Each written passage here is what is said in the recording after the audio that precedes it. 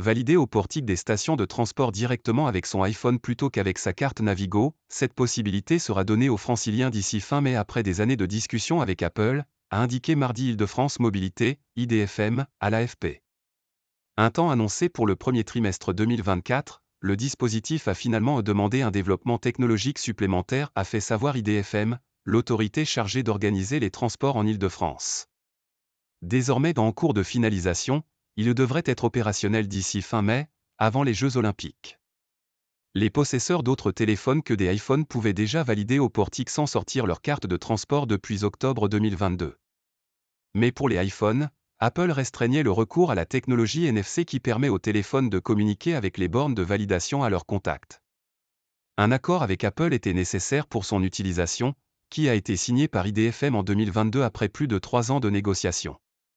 Quelques imbroglios administratifs, dont un recours déposé par le préfet d'Île-de-France, et un temps supplémentaire de développement technique ont encore retardé sa mise en application. Depuis 2021, les usagers d'iPhone peuvent acheter puis charger leur abonnement ou leur ticket à l'unité sur leur carte Navigo sans passer par les automates dans les stations. Mais la carte Navigo reste obligatoire au moment du passage des portiques.